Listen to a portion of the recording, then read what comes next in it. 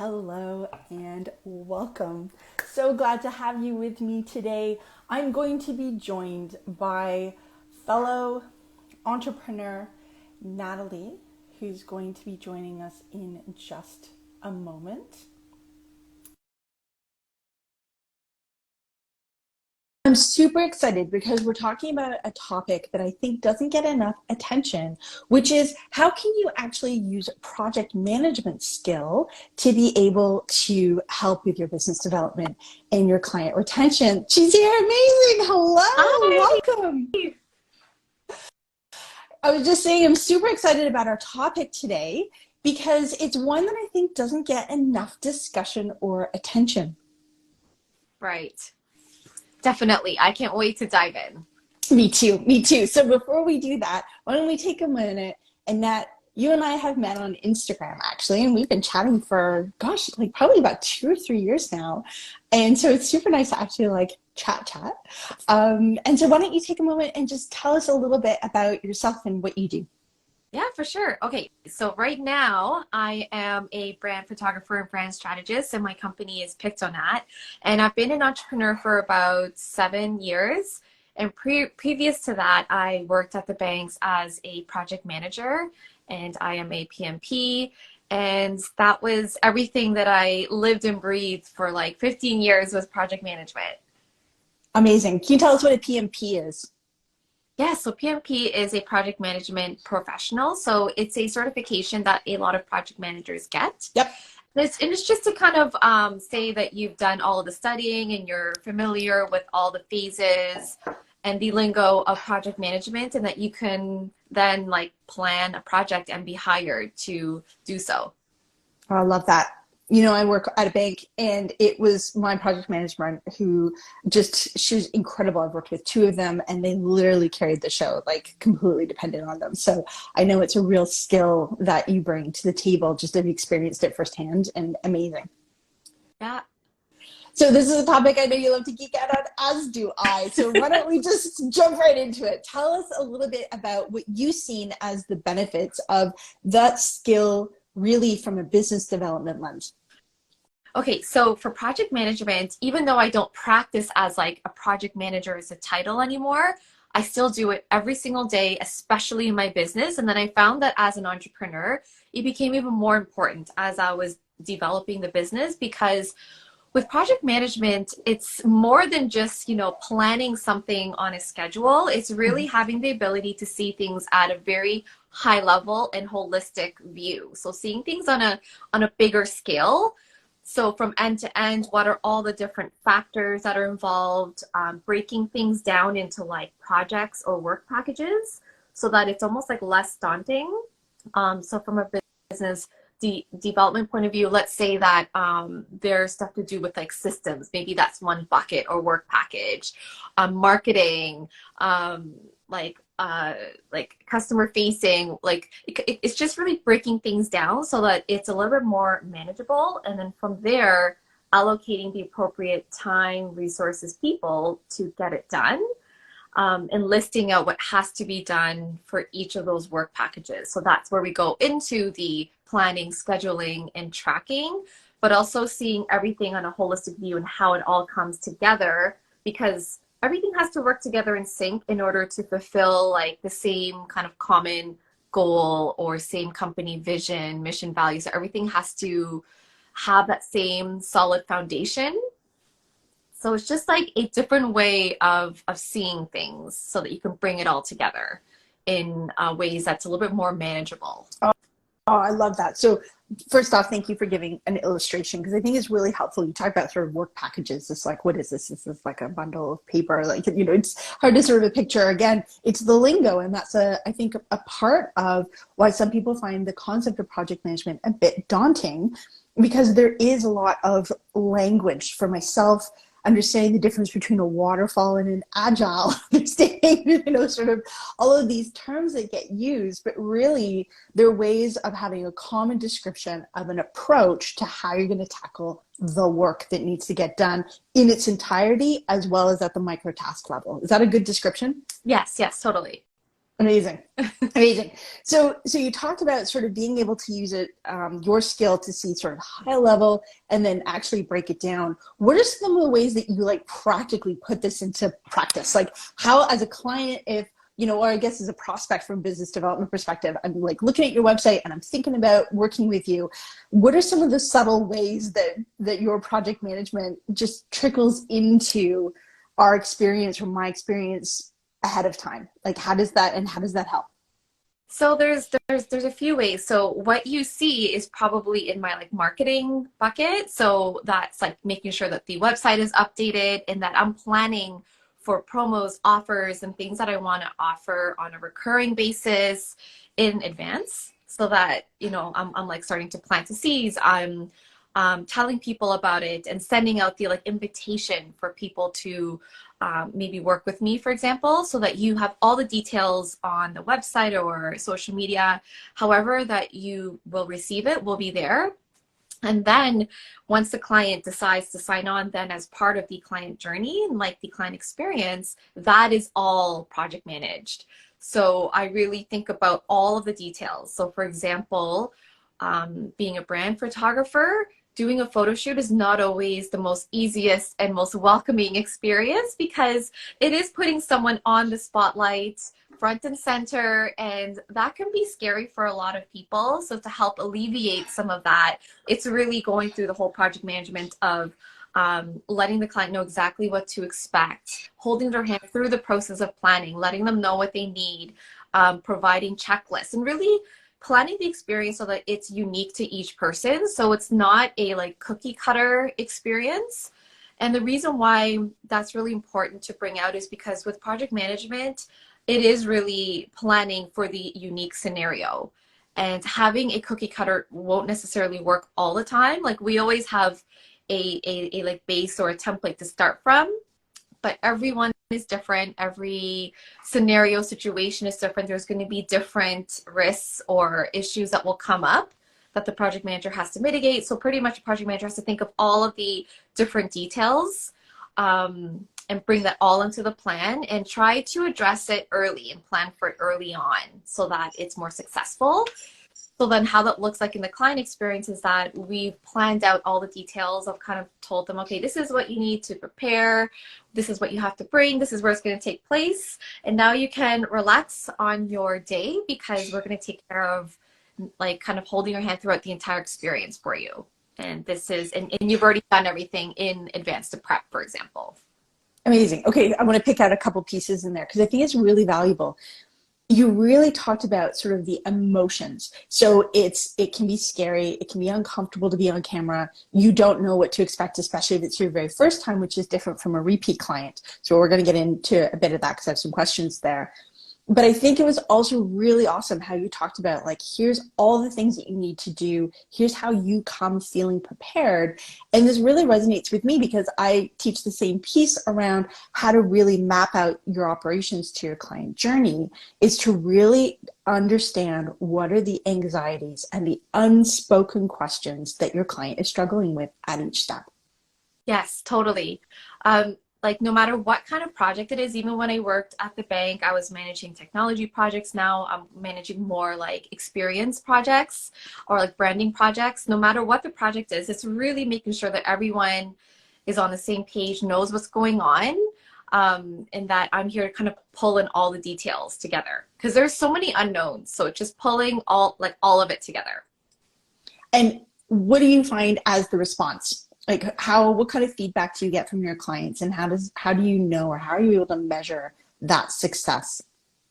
So I'll get feedback that, oh my gosh, it's so organized. I wasn't expecting this level of detail. This is great. I feel taken care of. And that really is a positive. Or even when I was working on really large scale projects, because there's a lot that can go wrong when I'm working on a big project. So it's really holding the team together. So I was known to be diplomatic. I was told I was diplomatic because I just feel like any issue or risk or problem that comes up, there's a solution.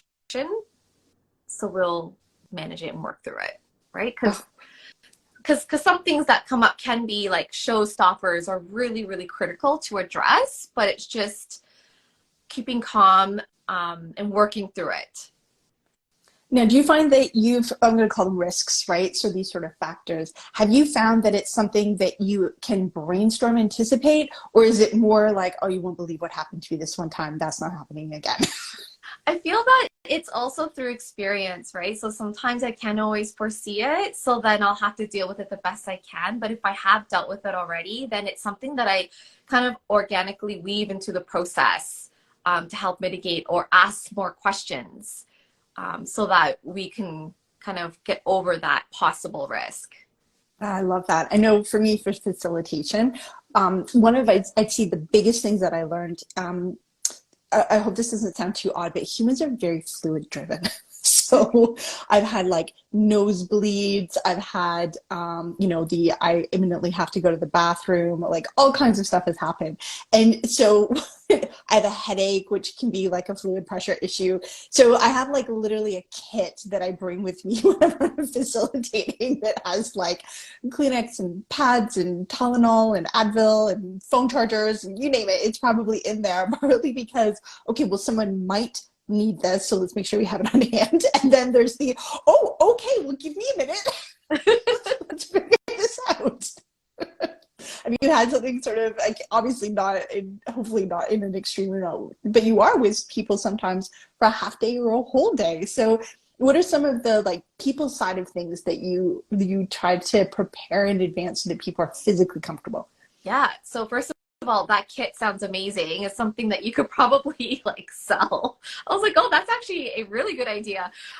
So for myself, one of the things that I feel that I like to prepare for the experience is like food, but like healthy, nurturing food, especially if we're there on site for quite a long time. But arriving early, making sure that everything is set up, but having food, snacks there and available that aren't anything that's going to make the person feel lethargic. So much of what we do is really based on the like energy and vibe of the person. So we really don't want a hangry person. And I know for myself, if I get hungry, then I like start to like deteriorate a little bit. So managing the energy and emotions, and then also sending the reminders leading up, but with like positive, like, hey, I'm so excited. Do you have any questions? Like, I'm here type of thing. Sending out the planning document again, just to have everything there. And then pretty much I follow the plan that we've laid out and I just kind of walk them through it. So they don't really have to like refer to anything. And because we've already talked about everything, then we're already on the same page with what's going to happen. And then there's room to kind of play as well. Right? So then we're never really off schedule. So that really helps. And then also for the bigger shoots, I'll make sure that I have an assistant on hand as well to support me as needed, and that they're also on the same page with what's going on so that we're all aligned. So having that alignment is really important. Just making sure that the logistics are laid out, and then for myself, being open to anything that may have changed in the detail. So perhaps, like sometimes with photo shoots, there's a requirement to bring props or certain things, and things can get forgotten or missed, but honestly, it's totally okay. So it's just rolling with that, right? So letting go and just kind of getting creative with like other ideas and options. And then also I find that music plays a really fun role as well in setting the mood.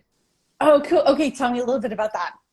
Yeah, so it's really tapping into the type of music that the client likes, or just having some like instrumental kind of calming music in the background can be good as well. But like I know for myself, when I'm working and kind of getting into flow, having music is always helpful.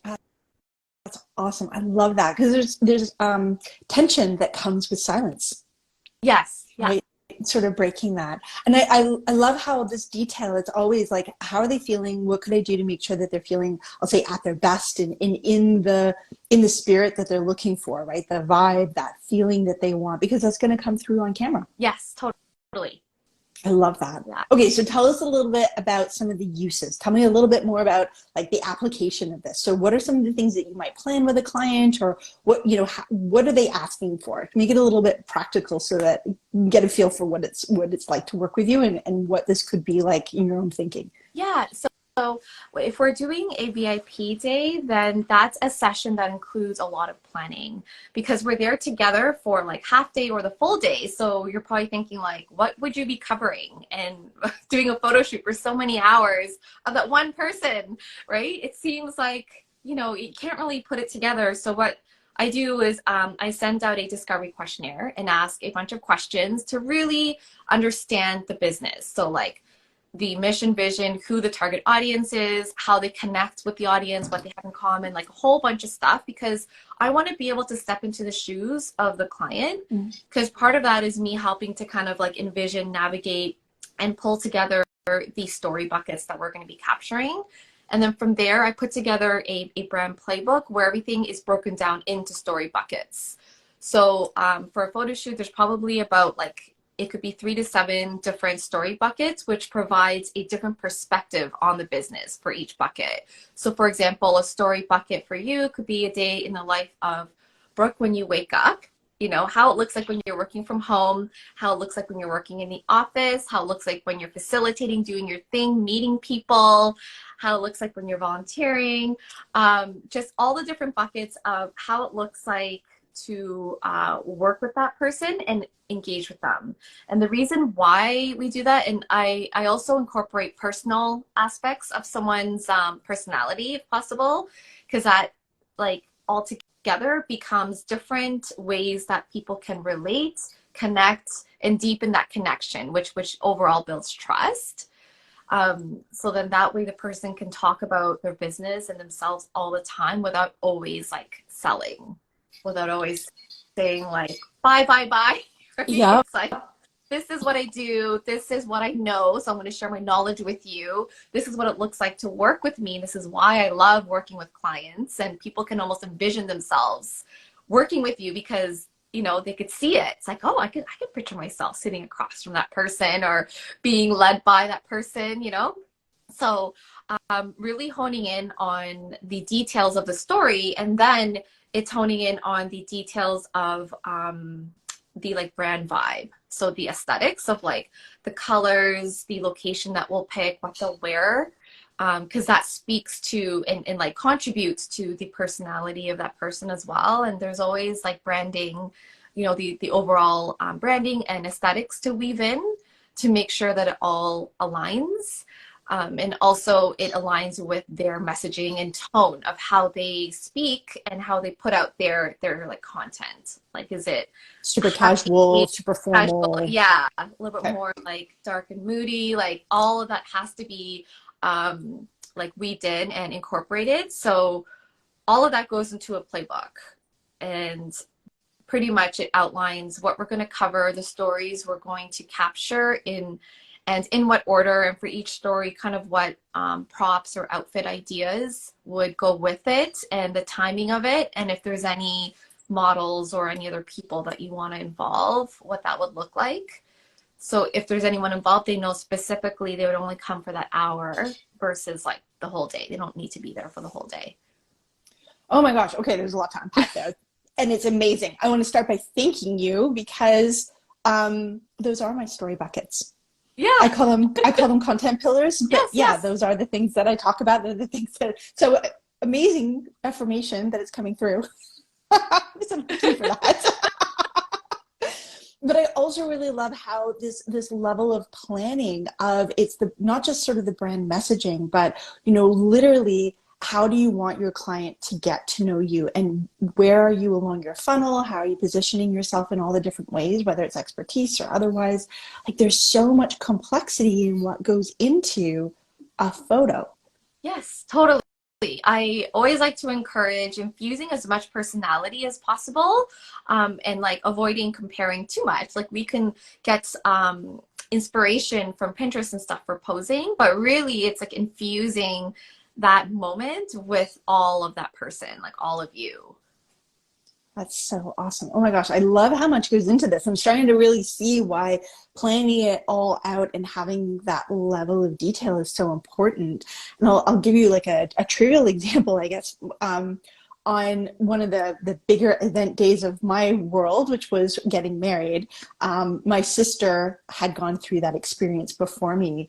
And so the night before, she's like, okay, I have cue cards written out for everybody of the timing of the day of everything that's going to happen. So the guys can keep them in their jacket pocket. They're little enough that, you know, the women can keep it in a purse if they have one. She's like, I just want to make sure no one comes up to you during the day to say, where am I supposed to be and what am I supposed to be doing? So you shouldn't get any of that. If you are, send them out. They've lost their cue card. But it was so simple and yet incredibly helpful, because at every given time, everyone knew physically where you needed to be at what time. You may not necessarily know what you're supposed to be doing, but at least you were in the right place at the right time, which was like 90% of corralling people in a chaotic event like that. So that like small level of detail, and sure enough, everyone was like, oh, this was really helpful. Like at no time during the day did I feel like I was doing the wrong thing or letting anyone down. Right, right. Oh, I love like wedding planning. You should have seen our planning document for our wedding. It was like something to brag about for sure. I really Minute by minute. yeah, like Love it. there's just so much detail. I also had a like day of planner as well, but it's just like you can never have enough of that. It's just it really helps. Yeah, especially when there's so many different partners and vendors and people involved. Yeah, it's just having someone there who kind of knows what's going on is so, so important for the experience. Yeah. Oh, I love that. But I love that it's this whole piece. It's this common skill, whether Yes. it's, you know, a banking IT project, a wedding day, or planning a photo day, photo shoot day. It's still the level of thoughtfulness and preparation that goes into it that makes it successful on the other side. Yeah, and I really feel that one of the key skills is to think about it as a way to communicate to everyone, to make sure it's really like being able to communicate to everyone involved and what's going on so that it comes together, right? So, because people forget, and it's just really making each person who's involved feel like they're like part of it because they know what's going on, Yeah. right? Like I've been part of events where not much was told to me, so I kind of felt like I didn't know what was going on. I wasn't sure if I was, you know what I mean? Like there's that feeling of everyone involved, and that all contributes to the success of the project and the scenario. Well, especially when you've made a commitment, whether you're part of an event or you've paid for an experience, you have this expectation of, you know, what you want to get out of it, but you also have this expectation that I don't want to let the other person down, Yeah. right? Which is a real thing. And it fits in again with that little bit of sort of that anxiousness, but anxiousness for me comes from a lack of expectation, Right. Right. Yeah. right? If I know what to expect, then I can show up fully. Right. I can prepare as I need to, because I don't want to let the other person down in both directions. Yes, exactly. Oh, I love that. I love that. Okay, what are some of the other success factors that fit in for you? Tell us, because you talked about sort of a template for you so that you have a rhythm and you know your flow, but then it's going to be customized.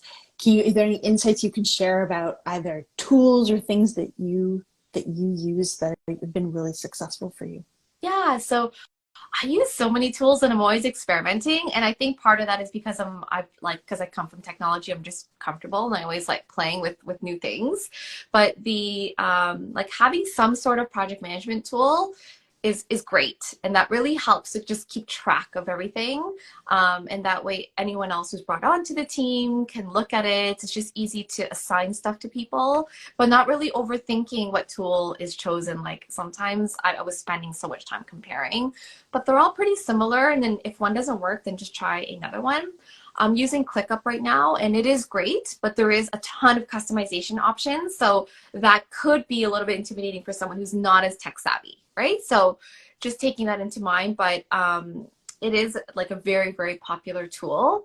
So ClickUp is what I use for project management. And then I rely heavily on like Google Drive. like Google Docs, Google Sheets, and keeping that organized. It's so easy to share with people, especially if I'm working on a project or like a client. I have a folder that has everything in it so that there's a common place to like drop things into files, inspiration, and that way we're not chasing like attachments. Yeah. So it's just kind of keeping organized with some of those little things because we're so bombarded by emails now and with detail that it can be easy to forget. So that's why having like a centralized location, like some companies who have more people, like teams of more people, use Slack and it works amazing for them, for example. So just finding that tool where everyone can kind of use and share and collaborate is really, really like the key to staying organized. And then also making sure that there's like tracking. So I find that overall with project management, no matter what industry, having some sort of tracking tool so by tracking, there's different levels of tracking. Like for example, on a business perspective, I would track what's going on with the project, like what has to be done Yep. and what not. That's a project level, but in the overall business, I need to track things like the analytics of the business as it relates to like online presence and systems. So like the traffic flow, what's working well, what's not in terms of the website, social media, and also I have to track the like revenue numbers, so the ins and outs. So all like anything to do with the health of the business that has to be tracked. So that could be like monthly, quarterly, but at a minimum, I would say at least quarterly, or else it becomes a lot to catch up on at the end of the year. Yep. Yeah, those little things are really helpful, and it's in the background, so it doesn't really feel like it's like revenue generating when you're doing it, but it's so helpful because you can learn so much. And I think about when I was doing large projects at the bank, I would have to produce status reports. Like, let's say it's bi-weekly. So at a minimum, I would have to do bi-weekly, sometimes weekly, depending on the project and how fast it was moving. And then like monthly, for example. But these reports kind of talk about the like health of the project, right? So how much have we progressed? How much have we spent? Are there any issues that need to be addressed now? And all those touch points are so important in order to know how to proceed and how to change direction if you need to, right? So we should give our own businesses for people who are entrepreneurs like the same sort of love and attention, because then that's a great way to be proactive. Yep. And kind of shift things as we go instead of waiting till the very end of the year. Yeah. Hand over this box of receipts to the accountant and they're like, you're losing money. Yeah. Wait, what? Like, oh no. Too late to do anything about it, right?